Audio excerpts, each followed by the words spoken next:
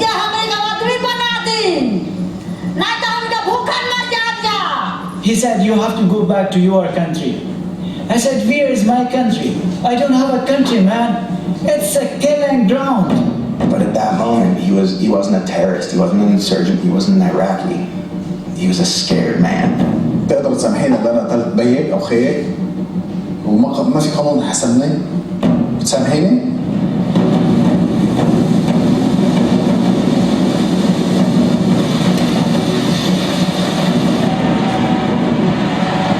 Inventamos una montaña de consumo superfluo.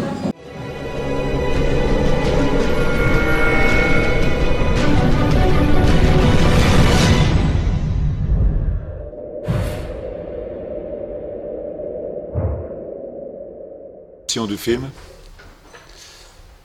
Je sais pas à quelle heure d'ailleurs. Et je serai là pour échanger avec les personnes. Je vais me laisser un disque dur à notre ami si vous voulez organiser d'autres projections par la suite. Voilà. C'est un film qui marche très bien, qui est très concernant. En tout cas, personne l'a vu ici? Personne l'a vu vous-même? Ah, c'est bien ça. Et là, il y a la première personne qui parle, qui est une indienne, c'est ce qu'on appelle les intouchables en Inde.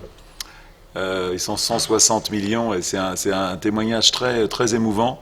Et je suis très content parce qu'aux Nations Unies, à la réunion des présidents en septembre, c'est elle qui a ouvert la réunion. Donc elle a parlé, elle a lancé un message qui est beaucoup plus long que ça à tous les présidents, tous les hommes politiques. J'étais fier de voir quelqu'un qu'on avait fait dans un petit village en Inde, comme ça, qu'elle se retrouvait sur un énorme écran parlant à tous les présidents du monde. Je crois qu'il y avait 120 présidents, c'était pas mal. Et puis le type là, qui parle du fait qu'on achète et qu'on dilapide, c'est le président d'Uruguay, c'est une interview clé du film sur voilà, qu'on passe notre temps à travailler pour acheter et qu'en fin de compte, ça on le paye avec des instants de vie et qu'on ne peut pas racheter. Voilà. On passe son temps à acheter, à accumuler, et qu'à la fin de notre vie, on a accumulé beaucoup de choses, mais que le bonheur n'est pas forcément d'avoir. Donc c'est vraiment le président d'Uruguay qui est un type qui a passé 7 ans en prison, qui fait C'est sur YouTube tout ça. Tout le film est sur YouTube déjà, parce qu'on on est très proche de Google. Voilà. Je suis ravi d'être là. Voilà. Il pleut moins que je pensais. On m'avait dit qu'il pleuvait tout le temps, et j'ai vu ça. En compte, ça va.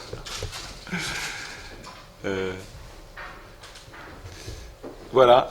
Et en même temps, on prépare un film qui s'appelle Woman, qui est un film important sur qu'est-ce que c'est que d'être une femme dans ce monde d'hommes. Et je suis venu aussi, surtout d'ailleurs, une des raisons principales, au départ, était pour faire une interview de la présidente que je fais demain matin. Voilà, qui va nous expliquer. C'est une femme investie sur le problème des femmes dans le monde, et donc on fallait l'entendre, et on va faire je crois une trentaine d'interviews d'autres femmes ici à l'île Maurice. J'ai une équipe qui est là en ce moment en train de tourner, qui est arrivée ce matin. Merci encore à MCB de s'occuper de l'équipe. Voilà. Là pour Human on avait fait 2000 interviews, et là pour les femmes je pense qu'on va en faire 3000 dans le monde. Voilà. C'est vraiment un film après avoir fait Human, il était évident pour nous qu'on devait faire un film sur les femmes. Je suis persuadé que dans le monde compliqué qui vient demain, qui est un monde, si vous regardez le monde avec les yeux ouverts, si vous croyez ce que disent les scientifiques, si vous croyez ce qu'on écoute à la radio ou à la télé, on va comme dans un monde un peu compliqué avec le changement climatique, l'épuisement des ressources, des réfugiés, la crise économique. Et je pense qu'on aura certainement besoin du bon sens des femmes, en tout cas pour nous aider à diriger. Aujourd'hui, les femmes n'ont pas leur place dans le leader du monde, et c'est dommage. C'est vraiment un film là-dessus, en tout cas. Quelle place on va donner aux femmes dans le monde de demain? Vous êtes d'accord avec moi, les filles? Hein?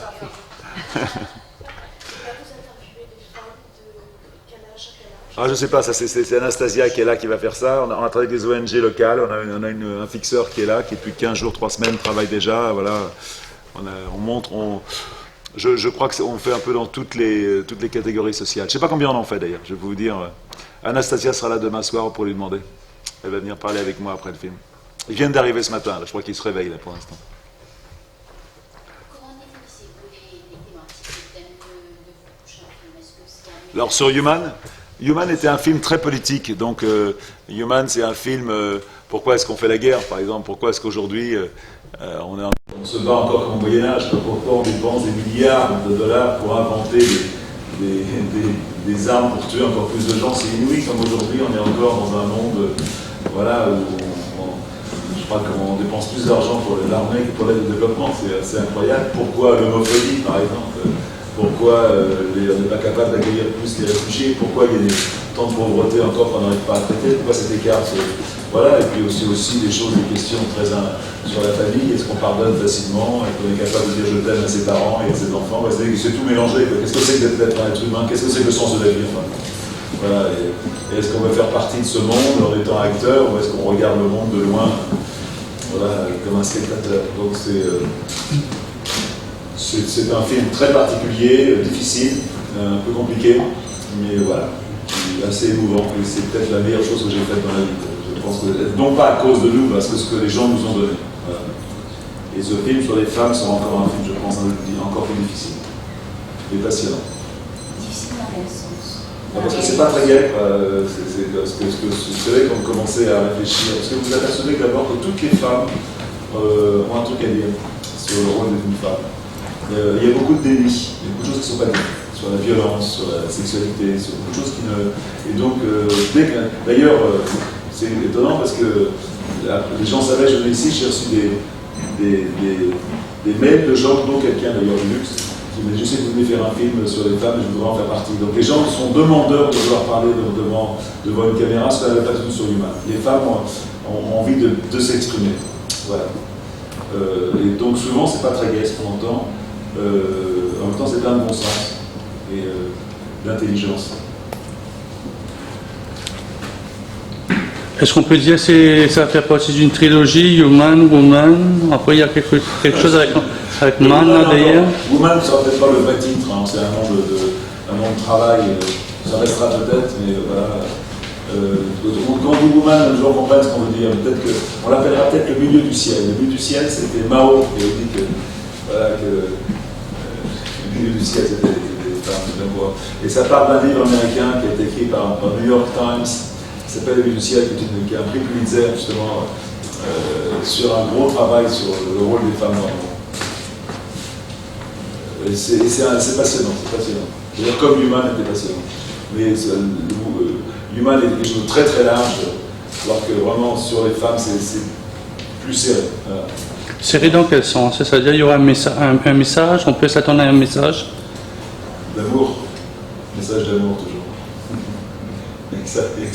Les films ne parlent que de ça, de toute façon. Les films ne parlent que d'amour. L'amour de la terre, l'amour des gens. C'est ça le message. Donc je le fais très simple, exprès. Human est en anglais, puis c'est sous-titré en français ou... Alors, tous mes films sont leur langue originale de tous les gens. Là, par exemple, dans Human, je crois qu'il y a 40 langues différentes, avec les sous-titres qui sont en français ou en anglais. Je sais si c'est quoi, c'est la version française qu'on passe ici. Dans la version française, il y a une version, je crois qu'il y a 20 versions déjà sous-titrées. Mais c'est des sous-titres spéciaux, c'est des sous-titres qu'on fait nous-mêmes. Ils ne sont pas placés comme ils sont placés, ils ne sont pas placés en bas de l'image comme un film normal. Il y a une image qui vous a frappé dans Human? Il y a une image qui vous reste dans la tête, là, si vous fermez les yeux, vous voyez une image, ouais, quelque chose qui vous a marqué? Il y a beaucoup de choses qui sont très fortes dans Human. Un soldat américain qui est un vétéran américain qu'on a fait aux États-Unis, qui explique le plaisir qu'on a à tuer. Et ça m'a... On le sait tous qu'on fait la guerre parce qu'on aime tuer, il ne faut pas faire d'illusion, sinon on ne le ferait pas. Mais ce que quelqu'un le dise comme ça, c'était assez très fort. Et puis le précédent uruguayen qui était incroyable, de bon sens. Mais je pense que ces interviews qui sont très longues, qui durent 1 heure, 1 heure et demie, c'est un peu comme aller chez un psy. Et les gens disent des choses très souvent formidables. Donc, je dois reconnaître que tout Human, c'est des moments privilégiés. Je pense que les gens qui voient Human sortent de cinéma en se sentant un peu plus humains. Voilà. Et vous en êtes sorti plus humain? Et vous, personnellement? J'essaye tous les jours d'être plus humain. Voilà, c'est vrai que ça a donné beaucoup de sens à mon travail. Il faut dire aussi que D'abord, moi, je fais une écologie, j'ai fait un film, vous avez peut-être vu le film, c'est Home, vous avez vu ce film Home ou pas? Home, qui est un film sur l'écologie. Et j'en avais un petit peu marre de parler de la glace qui fond, de la déforestation, des désastres écologiques, parce qu'on n'a pas changé grand-chose de notre façon de vivre. On vit exactement comme avant, quoi. On vit dans un espèce de déni, on ne peut pas croire ce qui est en train d'arriver. On parle du changement climatique, mais même les scientifiques parlent de la 6e extinction sur Terre. C'est quand même des choses comme assez impressionnantes. C'est des scientifiques, pas des journalistes. Et en fin de compte, on continue comme avant. On garde ça, oui, on verra bien. Et donc, je pense que de travailler sur le cœur des gens, parce qu'on fait travailler sur des choses beaucoup plus profondes, c'est peut-être que c'est aujourd'hui, en tout cas, je pense que c'est plus important. Voilà. Donc, aujourd'hui, c'est vrai que mon travail est beaucoup plus. Mais aujourd'hui, de toute façon, d'être un écolo, c'est bien sûr d'aimer les animaux, d'aimer les arbres, d'aimer la nature, mais c'est beaucoup de s'aimer soi-même et surtout d'aimer les autres. On ne peut pas être un écologiste si on n'est pas, on ne regarde pas le monde avec moins de cynisme, de scepticisme, et on a envie de partager, quoi. En tout cas, c'est ma position.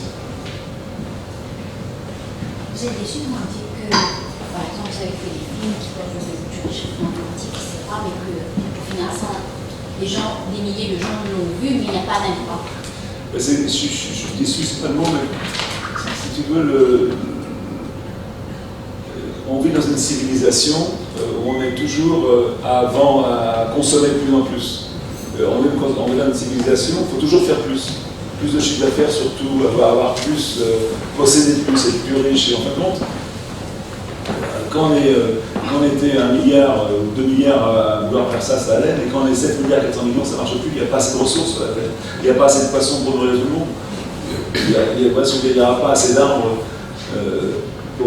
voilà, il n'y aura pas assez d'hectares pour produire tout ce qu'on a besoin pour la viande qu'on consomme tous les jours. Donc vraiment, il y a une espèce de course en avant. C'est très difficile de revenir en arrière, de vivre mieux avec moins. Je pense que tout pays en voie de développement a envie d'avoir plus. Et puis les pays comme la France, on est quand même un des pays les plus riches du monde, on est incapable, on est toujours en train de râler, on n'a jamais assez. Donc j'ai bien compris qu'aujourd'hui on n'arriverait pas.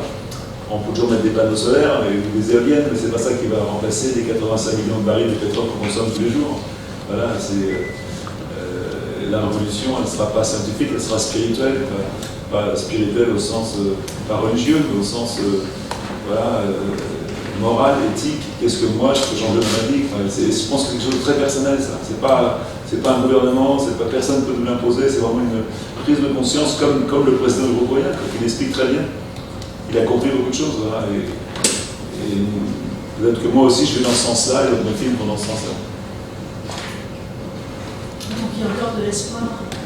Et moi j'ai toujours d'espoir, de toute façon, bien sûr, on est là, même dans les moments les plus difficiles, il y a d'espoir. Et je pense que c'est important de regarder le monde avec les yeux ouverts, et je pense que c'est important d'être acteur du monde dans lequel on vit. Agir rend heureux, quoi. C'est pas parce qu'on n'a pas de responsabilité qu'on ne peut pas dans sa vie personnelle faire des gestes quotidiens, manger moins de viande, par exemple, c'est quelque chose qui est extrêmement bon pour l'environnement. C'est des gestes qui sont pas ridicules. Voilà. Et tous ces petits gestes faits par des milliards de gens, ça fait un amortisseur à ce qui va arriver. Donc il y a de l'espoir, mais de toute façon, je dis souvent, il est trop tard pour être pessimiste. Il est beaucoup trop tard pour être pessimiste. Aujourd'hui, on a besoin d'action, de réfléchir. Chacun peut faire quelque chose à sa façon. On est tous dans le... Il faut arrêter de penser que c'est les lobbies, les hommes politiques qui nous obligent à faire des choses qu'on n'a pas envie de faire. Je pense qu'on peut tous, dans sa vie personnelle, faire quelque chose. Et quelque part, on n'entend peut-être pas trop. Comment? Quelque part, on n'attend peut-être pas trop des générations à venir. On a pendant longtemps dit c'est aux futures générations de changer le monde. Oui, non, vous avez absolument raison. Moi, je déteste aller dans les écoles parce que on a toujours l'impression qu'on va dire aux enfants, mais là, voilà le monde qu'on a fait, maintenant démerdez-vous avec ça, et les enfants, c'est eux qui trient. Mais il ne faut pas demander aux enfants de faire ce qu'on n'a pas envie de faire, hein. C'est ridicule ça. Je pense que véritablement, aujourd'hui, c'est maintenant qu'on doit changer. Ça, c'est le gros truc. La génération future, il faut parler aux enfants, mais c'est ridicule, il faut parler. C'est à nous de changer, moi de changer maintenant d'abord, avant de demander aux enfants de changer quelque chose. C'est compliqué, on va dans un monde extrêmement compliqué.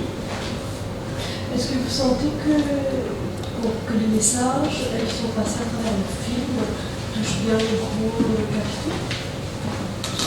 Ça ne marche pas comme ça, parce qu'en fin de compte, moi mes films ils sont financés par des gros capitaux, parce que moi j'ai fait des films qui sont libres de droit. Par exemple, Human a été financé par la fondation Bettencourt.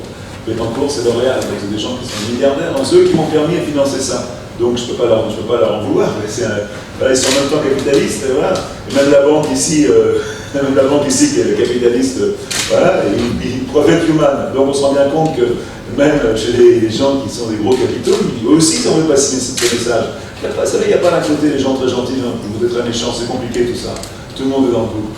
Il y a des banques qui ne sont pas forcément très bonnes, puis il y a des banques qui essaient de faire un effort. Je pense que mon prochain film Human sera certainement, je pense, d'être financé par une grosse banque, donc quelque part ça me dérange pas. Voilà, je sens que chacun fait sa part.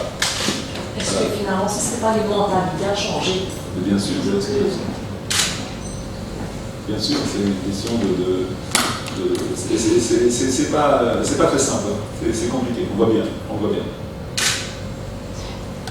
Je voyais par exemple dans le qui disait si on veut le changement, il faut qu'il commence par nous-mêmes. C'est Gandhi qui a dit ça. Gandhi a dit sois toi-même le changement que tu veux voir dans le monde. C'est tellement intelligent et tellement vrai. Ce film a été lancé, Comment l'avant-première a eu lieu en juin 2015. Human a été lancé en septembre en 2015 aux Nations Unies. On a été le même jour, on était à Venise, on a fait la fin du festival de Venise, on a fait la grande salle des Nations Unies. C'est la première fois qu'on projetait un film sur 25 mètres dans les Nations Unies. Et il y a la fête de l'humanité à Paris. Donc, il y avait tout le monde était dans. Et continuer de projeter dans d'autres pays aussi. Ah oui, tout le temps. On a des demandes. Human, c'est drôle, c'est un film qui au début a marché un petit peu. Le problème, c'est qu'on n'est pas sorti dans le vrai système du cinéma. Voilà, on a essayé beaucoup de travailler avec YouTube, avec les télévisions, c'est une erreur. Je pense que Human essaiera vraiment de faire un lancement cinéma et après on ira sur YouTube. Mais c'est drôle parce que c'est un film qui de plus en plus prend de l'importance. Il y a des millions de vues sur YouTube, on reçoit des mails tous les jours. Le film est extrêmement bien noté. On a des notes incroyables sur les sites de rating, de critiques de cinéma. Donc le film vraiment, voilà. À part la France, c'est le monde entier, c'est un film qui marche avec. Voilà. Et donc là, je pars la semaine prochaine, je crois, en Irlande. Je viens de refuser d'aller au Cambodge, parce que il y a des projections tout le temps. Et c'est un film qui, plus en plus, prend de plus en plus de rôle, plus ça va, plus il y en a de demandes. Il sort tellement de films tous les jours, et tellement de. Tous les jours, il sort 20, toutes les semaines, il sort 20-30 films de cinéma, donc c'est difficile d'exister dans ce monde. Par exemple, sur Air France, le film est sur Air France, et c'est le film le plus vu sur Air France. C'est génial. Donc on devait l'avoir pendant 3 mois, et du coup on le met pendant 6 mois. Mais c'est pas un film facile. Hein. C'est pas un film de divertissement, on va pas avoir ce film, on va bien rigoler en famille. Non. Sur de là, si tu ouvres ton cœur, t'es un peu secoué. Est-ce que vous pensez que ça peut changer des populations locaux dans... Tu sais, d'abord... Ça intrigue, ça... C'est qu'un film de cinéma, et voilà, ça fait partie des petites choses qui se rajoutent. Il y a des livres formidables, des émissions de télé formidables, des hommes politiques géniaux. Moi je fais mon job et je fais du film, mais c'est pas un film qui chante le monde. Hein. Ça peut... Je pense que c'est un film qui peut transformer, certainement. Surtout les jeunes, c'est drôle, c'est un film pour les adolescents. J'ai reçu énormément, des centaines de mails de jeunes de 18 ans à 20 ans qui m'ont envoyé des messages dithyrambiques sur le film.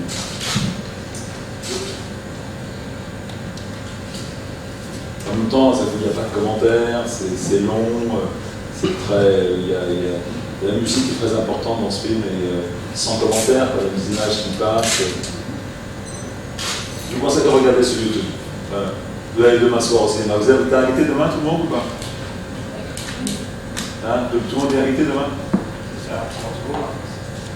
Voilà, bonne réponse. Enfin, je viens pour venir voir en famille avec eux. C'est un film que j'aime beaucoup. C'est c'est votre préféré? Ouais, de loin. Oui, parce que ça touche des choses très profondes en moi sur la façon de vivre ensemble. C'est un film sur le vivre ensemble.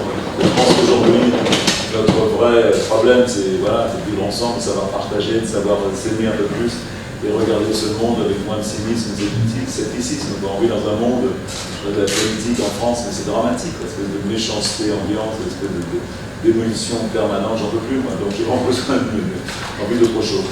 Il y a beaucoup d'utopie dans ce film. Vous avez une petite dent contre la France, vous pouvez dire par exemple le film a bien marché pour vous, sauf en France. Le film a très bien marché en France, mais a été démoli par la critique. En France, le démoli. Je parle vraiment du papa, j'exagère parce qu'il a été encensé par d'autres personnes, mais voilà, le milieu intellectuel n'a pas bien compris le message. Mais c'est pas grave, il faut accepter, il ne faut pas plaire à tout le monde. Qu'est-ce qu'ils n'ont pas compris dans le message alors? Quoi? Le milieu intellectuel français, qu'est-ce qu'ils n'ont pas compris dans le message? C'est très, de façon très française de démolir un petit peu ce qu'on fait chez nous, mais je ne sais pas. Bon, il y avait Béthencourt, il y avait les Nations Unies, il y avait Venise, il y avait trop de choses. Ça a énervé, je pense, un peu. Je sais il y avait trop de. J'étais trop content de moi. C'est que j'étais trop content de ce film. Et ça, je ne sais pas. Qui voyageait, qui allait justement de pays en pays pour filmer les conditions de vie, etc. Est-ce que ça donne de l'espoir par rapport à l'humanité ou ça vous a. Je vous ai dit ça, je vous ai dit. Moi, je suis plein d'espoir. De toute façon, vous avez 70 ans, vieillissez, l'espoir, vous savez, même à la dernière minute de ma vie, j'aurai peut-être de l'espoir, c'est toujours comme ça. Non, mais moi, de plus en plus, je crois en l'humanité. Je crois, vous savez, ce film, c'est un film sur l'amour. Ce que je veux dire, c'est qu'on est tous, l'être humain né avec l'empathie. Quand vous êtes un enfant, vous aimez tout le monde, vous aimez vos parents, vous êtes plein de recevoir d'amour et en donner. Et si vous marchez dans la rue et quelqu'un tombe devant vous, vous allez ramasser. On est le seul animal à faire ça. On est le seul animal à s'aider les uns les autres. Et en même temps, après, la frustration, les envies, tu vois, les peines te rendent méchant, la haine arrive, il y a toujours entre les deux, quoi. Et je crois beaucoup qu'il faut qu'on travaille sur cette empathie qui est en nous, qui est naturellement en nous, et essayer de la faire ressortir. C'est le seul moyen qu'on aura à vivre ensemble. Et c'est compliqué parce que est-ce qu'on est capable? Vous savez, je pense qu'on est en train de vivre un moment les plus importants de notre civilisation avec les réfugiés. Quand vous habitez, et ça c'est dû à Internet, c'est dû à la communication, quand vous habitez le Mali, vous habitez le Soudan, l'Éthiopie, et que vous savez ce qui se passe, parce que vous savez par Internet, vous savez quels sont les salaires qu'il y a en France, vous savez quels sont tous les avantages qu'on a. Et donc tout ce monde devant nous, c'est un paradis. Je suis sûr que les gens, les Malgaches, qui regardent ce qui se passe à Maurice, c'est un paradis. Ils ont tout ce qu'ils n'ont pas chez eux. Voilà, ça existe ici. Et aujourd'hui, quand vous êtes un jeune du Soudan, d'Éthiopie, vous n'avez pas d'autre option. Parce que vous vivez dans un pays où il n'y a pas de démocratie, il n'y a pas de santé, il n'y a pas d'éducation, il n'y a pas de travail. Et tous les jeunes, nous on a beaucoup travaillé avec les réfugiés, on s'occupe des réfugiés, tous les jeunes ils pensent partir, tous.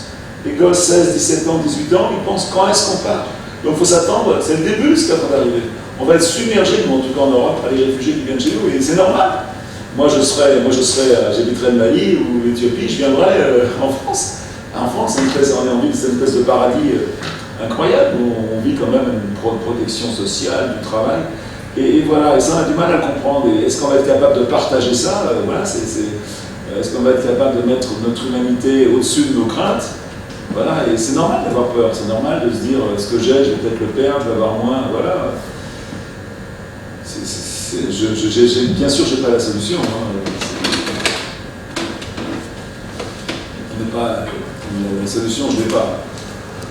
Mais en tout cas, j'ai envie de vivre dans un monde avec un peu plus de respect de l'autre, ça c'est sûr.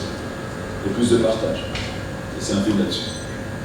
Que pensez-vous des déclarations de Donald Trump par rapport au fait que le changement climatique est une fabrication peut-être scientifique?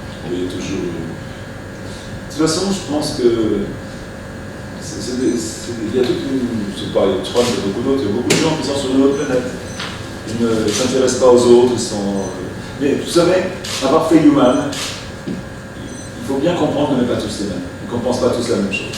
Et qu'il faut accepter que d'autres ne pensent pas comme toi. C'est le vrai secret. Donc il faut accepter que, voilà, peut-être que Trump deviendra écolo dans 10 ans, on n'en sait rien, peut-être qu'un jour il y aura... Et les Américains, d'ailleurs, avec l'inondation à New York, avec ce qui s'est passé au Katrina, ont quand même pris conscience. Hein. L'avancée a été énorme depuis une quinzaine d'années aux États-Unis. Et les manifestations anti-Trump, c'est la première fois qu'un président est mis comme ça. Tous les jours, je vous l'avais tout à l'heure, il y avait une énorme manifestation hier. C'est la première fois qu'un président qui vient d'être élu aux États-Unis est contesté à ce point-là. Donc voilà. Et puis, est-ce que c'est si important? Est-ce que c'est si important? Voilà, il faut que moi je continue à faire mon boulot. Moi, Trump ne me fait pas peur. La radicalisation me fait peur, mais bon.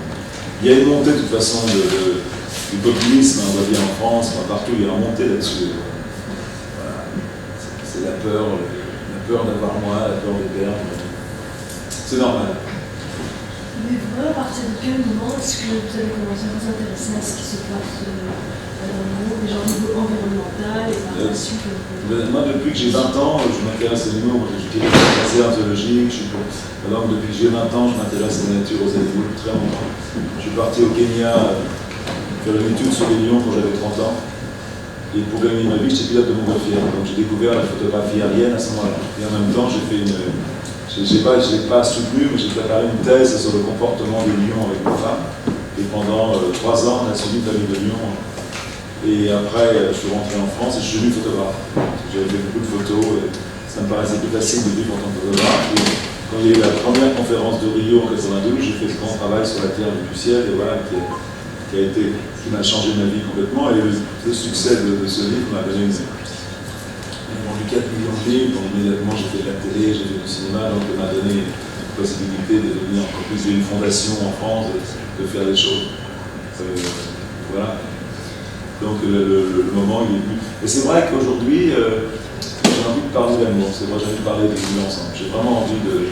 C'est peut-être plus facile de parler d'amour que de parler de dire au revoir, manger moins de viande, bon, c'est bon la viande, c'est vrai que c'est bon la viande, voilà, ça me paraît, je le dis toujours, hein, c'est encore un combat que j'ai, mais j'ai vraiment, je pense que dans mon travail sur les femmes, par exemple, me paraît plus important que de rabâcher pour la énième fois tout ce que j'ai depuis tellement longtemps, qu'on vit tous les jours, partout, quoi, cette pression écologique, on vit tous les jours, ça ne change pas grand-chose.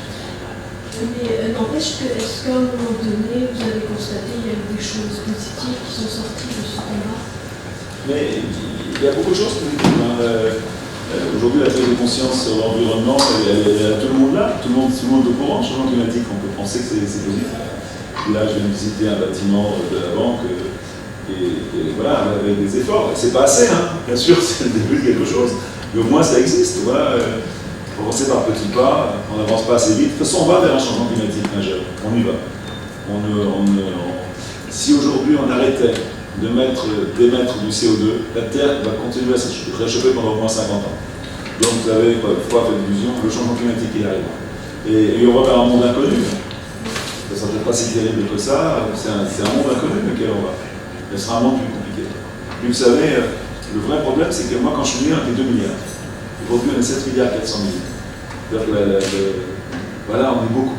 Et qu'on pouvait supporter, qu'on pouvait faire dans 2 milliards, on ne peut pas le faire à 7 milliards 400 millions, c'est impossible. Et surtout, les pays en bas de développement, voilà, peuvent bien sûr nous rejoindre et eux aussi polluer et eux aussi voilà, bénéficier des richesses du monde, ce qui est tout à fait normal. Pour revenir en fait à Donald Trump, pour l'Amérique est quand même une grande puissance, quelles pourraient être les conséquences sur le monde et toutes ces activités, mais aussi sur la carte de Paris? Tout le monde en parle, tout le monde le sait, mais je ne connais pas ces sujets. Je veux dire, je me dégage un peu de ces grandes questions sur lesquelles je ne peux rien faire du tout. Alors que moi, je peux faire des films, voilà, je ne peux pas faire un film anti-Donald Trump, tu vois, Et l'accord de Paris. De toute façon, toutes ces grandes COP, et Dieu sait que j'ai été au Danemark, j'ai été à Rio 2 fois, j'ai été à Copenhague, j'ai été au Maroc, j'ai été à Paris. Pour moi, ça ne sert pas à grand-chose, c'est beaucoup de blabla. Alors, il y a des accords formidables qui sont faits, avec souvent des choses qui vont avoir lieu dans 10 ans, dans 15 ans, dans 20 ans, que personne ne sera là pour vérifier. Je crois que les hommes politiques ont fait leur boulot, mais si derrière les gouvernements ne veulent pas le faire, et Et c'est compliqué, hein, j'y crois pas trop, moi, hein, dans ces grandes réunions, tous ces milliers de gens pris dans l'avion du monde entier. C'est un peu consanguin tout ça, c'est les mêmes gens qui négocient tout le temps entre eux. Je sais pas ça va changer, je sais pas ça va vraiment changer grand chose. Voilà. Sincèrement.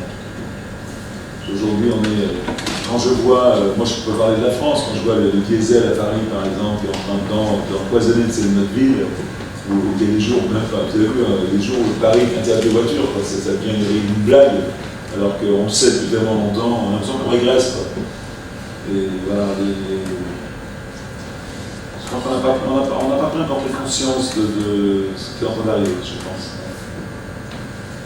Mais il y a quand même un mouvement citoyen. Il y a un film qui a fait beaucoup de succès en France, qui s'appelle Demain. C'est un film justement sur l'écologie et l'environnement, qui a fait 1 million de vues, qui était énorme pour le cinéma, pour un documentaire, justement qui parle de ça, de toutes ces personnes qui quotidiennement essayent quelque chose.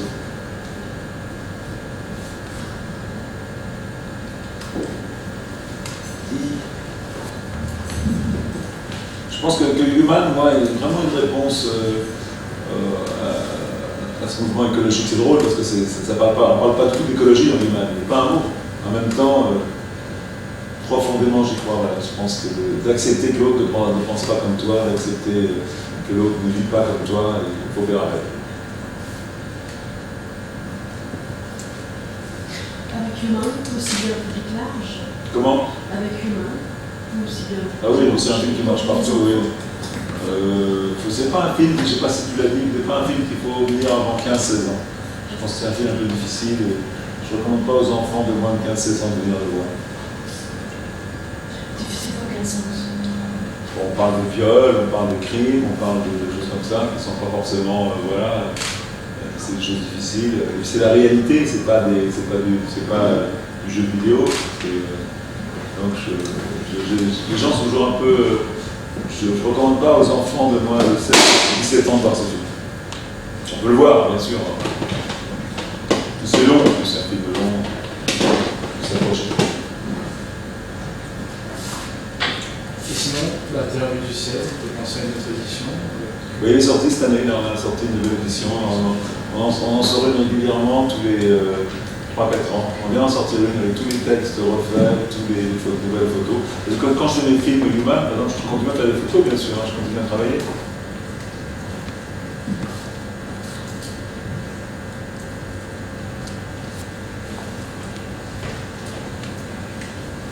Mais est-ce que ce ne serait pas une réponse de montrer de temps en temps, voilà ce que c'était avant, voilà ce qui était devenu, et de montrer des endroits peut-être qu'on peut encore sauver, pour faire prendre conscience aux gens de la chance que l'humain a d'avoir ce carreau naturel et la destruction qui est encore possible finalement, parce qu'il y a des endroits qui sont encore beaux. Mais la Terre est encore magnifique, ils sont partout, c'est beau. Hein, c'est pas exagéré, on vit quand même dans un monde de beauté. Hein, partout, aujourd'hui, si vous prenez un avion, vous vous promenez, c'est beau partout quand même. Et l'avion, peut-être qu'on ne sait plus profiter des beaux endroits. La beauté est autour de nous, on ne la voit plus. On est trop pris dans notre quotidien, dans nos petits problèmes. Je pense qu'on, malheureusement, on ne regarde plus la beauté autour de soi. Et par rapport à l'île Maurice, le marché local, par rapport à votre présence ici, est-ce que vous allez voir certains membres du gouvernement par rapport à l'écologie à Maurice, certains ministres ou membres du gouvernement par rapport à l'écologie à Maurice, la protection de l'environnement? Non, mais c'est pas mon rôle. Il y a des associations qui doivent le faire très bien ici, puis je ne connais pas les dossiers. Vous pouvez pas arriver dans un pays et dire mais ça c'est pas bien, comme vous ne connaissez pas, vous ne connaissez pas. Enfin, j'habite un peu ici, j'étudie les dossiers, je rencontre des gens. Sincèrement, je viens ici, oui, je suis arrivé hier, je suis décalé malade levé ce matin, toute la journée je suis pris, demain matin, dans 3 jours je suis pris de plein pot, là, donc je n'ai pas le temps. Et puis il faut être assez humble et modeste, on n'arrive pas ici pour donner des leçons aux autres. Hein. Voilà, c'est simplement pour montrer mon film. Il y a sûrement beaucoup de choses à dire sur Maurice, bien évidemment. Hein. De toute façon, vous êtes un pays comme une petite île qui dépendait énormément de l'extérieur. En énergie, ici, vous devez en nourriture, voilà, le tourisme, vous êtes quand même dans un... c'est fragile l'économie du Nord-Est, hein, évidemment, hein. Vous demandez quand même du tourisme, hein, surtout de l'extérieur, vous devez importer énormément de matières premières. Hein. Voilà. Votre équipe est constituée de combien de personnes? Ici, il y a deux personnes. On est au début de tournage, on était en recherche de financement, et en début de tournage, donc il y a une Anastasia qui co-réalise. Peut-être ça serait intéressant que vous la rencontriez parce qu'elle est passionnante, elle a fait 600 interviews d'Human, et là avec moi, elle co-réalise avec moi le film. Voilà. De toute façon, c'est un film sur les femmes, c'est pas aux hommes de faire des interviews. C'est vraiment à des femmes de le faire, parce qu'il y a seulement des femmes qui peuvent parler aux femmes, c'est chose un peu intime. Donc c'est vraiment des interviews de femmes qui parlent aux femmes. Mais après, comment ça se passe? Est-ce que pour Human ou pour Women, est-ce que vous rencontrez toutes ces personnes, vous discutez longuement avec eux, vous avez une équipe de personnes qui font aussi? Sur Human, il y avait une équipe de 20 personnes, il y avait 5 équipes de tournage, et donc apprendre à faire des interviews, on leur explique le film, on leur explique ce qu'on fait. Mais le fait qu'on ait fait Human, les gens, c'est un film qui est très connu. Quand on parle de Human, la dernière fois, j'en étais en Finlande dernièrement, et on voulait faire des émigrés, parce qu'en Finlande, il y a beaucoup d'émigrés. Et on n'arrivait pas à en trouver une. Et alors un jour, on a téléphoné, on a expliqué, voilà, une femme, c'est une fille qui travaillait dans un restaurant qui était libanais, et on dit, voilà, qu'est-ce qu'on fait? Bon, elle voulait pas dire. Et quand on a entendu le mot Human, elle a dit, mais j'adore ce film, je veux absolument faire l'interview. Donc voilà, c'est mon film préféré. Donc le fait qu'on ait fait Human, les gens comprennent ce qu'on a envie de faire et ce qu'on fait maintenant. Voilà. Donc ça nous amène une grande ouverture. Parce que c'est vraiment des interviews compliquées, hein, vous mettez devant une caméra. D'ailleurs, je pense que la présidente, elle le fait parce qu'elle connaît Human, hein, elle a vu le film, j'espère qu'elle l'a vu en tout cas, mais voilà. Et c'est des interviews de femmes, c'est pas des interviews générales sur la politique, c'est des interviews qu'est-ce que c'est qu'être une femme aujourd'hui. Voilà. Et d'expliquer presque sa vie intime, quoi. Donc c'est pas toujours facile. Quand on vous dit par exemple, comme dans Human, c'est des interviews avec 40 questions, on dit aux gens, voilà, qu'est-ce que c'est que la famille, est-ce que vous pardonnez facilement, voilà, quel est votre salaire, est-ce que vous aimez votre métier, c'est facile de répondre. Et après, vous avez des questions beaucoup plus compliquées. Quel est l'événement le plus dur qui est arrivé dans votre vie, qu'est-ce que vous en avez appris? Vous pouvez imaginer tous, vous avez rêvé des événements durs, mais qu'est-ce que vous... C'est pas facile, parce que souvent on ne l'a jamais dit ça. C'est la mort des parents, c'est un conjoint qui est parti, c'est la mort d'un enfant, c'est de s'être engueulé avec sa meilleure amie. Tout ça fait que c'est des choses difficiles et souvent on ne l'exprime pas. Et donc le fait qu'on vous le demande devant une caméra longtemps, avec des gens qui vous aiment et tout, vous dites des choses que vous n'avez jamais dit à personne. Et donc au bout d'un moment, les gens parlent pour eux, ils ne parlent plus pour vous. Donc c'est comme le chien psy, c'est vraiment on se laisse aller. Et le secret de Human, c'est ça. Mais vous-même, comment vous faites gérer toutes ces informations?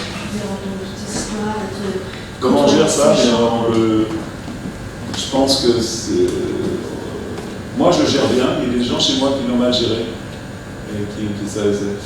C'est un film plein d'espoir, hein. C'est un film puis d'écouter les gens.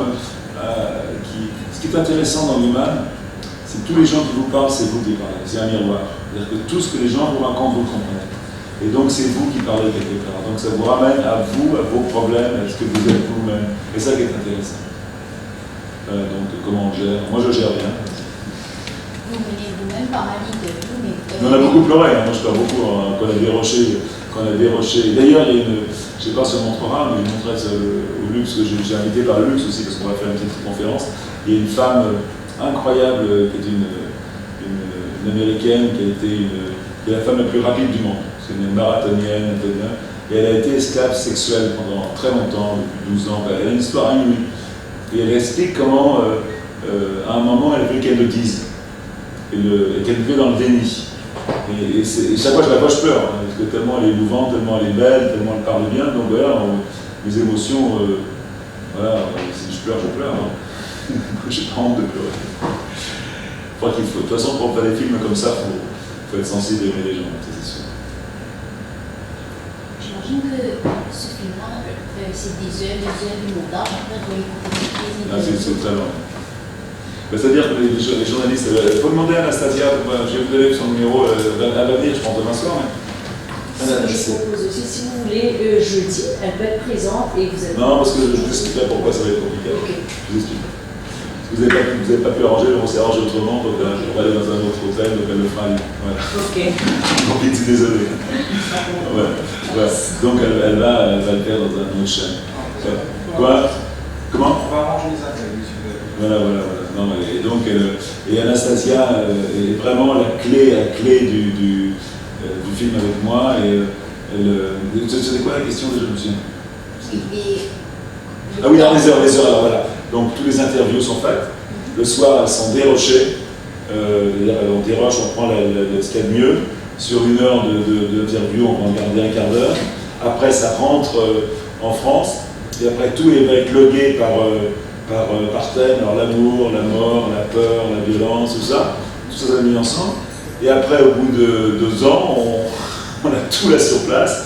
Il y en a une monteuse, elle dit voilà, il faut faire un film avec ça. Et on va travailler ensemble pendant 4 mois. Elles vont regarder avec moi, avec Anastasia. Puis après, on va construire le film. Je peux vous dire que c'est le plus difficile, le plus compliqué, c'est ça. C'est d'essayer de monter une véritable histoire, même s'il n'y a pas d'histoire avec toutes ces interviews qui sont très disparates. C'est un énorme boulot, parce que dans le film, il y a 1 pour 1000. 1 pour 1000 de ce qu'on a tourné. Mais il y a des expositions qui se préparent. On est en train de préparer des très grosses expos à travers le monde. Quand on aura fini ou Woman, on va faire une expo entre Human et Woman. On a beaucoup de projets déjà. Et Woman de votre temps. Comment? J'aimerais bien être à Cannes en 2019. Pour l'instant, alors nous, on est financé toujours par des mécènes, parce que moi, je ne veux pas que mes films soient des objets commerciaux. Je veux pouvoir qu'ils soient libres de droit, à donner, à distribuer partout. On travaille sur des projets trop importants pour en faire du business. Donc on essaie de trouver des mécènes, c'est pas toujours facile de trouver des mécènes. C'est comme c'est des budgets chers, hein, c'est comme des films importants. Donc voilà, donc c'est pas toujours facile. Si la banque du Maurice vous donne un peu d'argent, c'est bienvenu. Vous pouvez l'annoncer si vous voulez. Non, je rigole, mais voilà. Donc on a un peu ramé pour trouver un peu d'argent, mais là ça a l'air de vous faire sur les comptes. C'est normal. Mais en même temps, c'est drôle parce que ce projet de Woman intéresse tout le monde et personne ne refuse de nous voir, d'en parler. C'est vraiment un projet qui aujourd'hui est important. Hein, il est un peu compliqué parce qu'on a beaucoup travaillé au début avec les grosses sociétés qui travaillent comme L'Oréal, par exemple, comme Vuitton, qui travaillent avec Chanel, mais à fin de compte, ils n'aiment pas beaucoup ce qu'on fait parce que ça les met en danger un petit peu.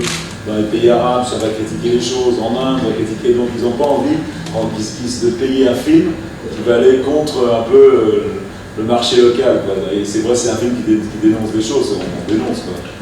Voilà, et je pense que sur les femmes, énormément. Vous savez, il y a un chiffre qui est vraiment parlant, c'est qu'on dit que les femmes font 50% du travail du monde et qu'elles ne possèdent que 2% des propriétés du monde. Vous voyez donc, c'est un chiffre qui parle par lui-même. Et il y a beaucoup de pays, j'ai vu ça, il y a un article dans National Geographic cette semaine sur les veuves, je ne savais pas ça. Il y a beaucoup d'endroits où quand les maris meurent, les femmes, on leur prend tout. On leur prend tout, souvent par la force, ou même la famille. Et donc j'ai vu qu'en Inde, il y avait des villes entièrement peuplées de femmes veuves qui ont tout perdu et qui vivent de la mendicité. C'est inouï, c'est inouï. C'est les gens, ça n'existait pas chez les hommes, quoi. Voilà, c'est des choses quand même qu'il faut dire. Alors que l'Inde est un pays quand même avec une très grande démocratie, voilà, les choses doivent changer. D'ailleurs, il y a une très bon dans le film interview d'un journaliste indien voilà, qui pense que le grand problème de l'Inde, c'est justement ça, c'est la montée de la pauvreté beaucoup plus que la montée du software. Il le dit très bien. C'est un journaliste qui a travaillé sur le suicide des paysans indiens qui sont suicidés aux pesticides. Il y a eu 170 000 paysans indiens qui se sont suicidés, qui n'avaient pas payé leurs dettes avec des pesticides. C'est incroyable.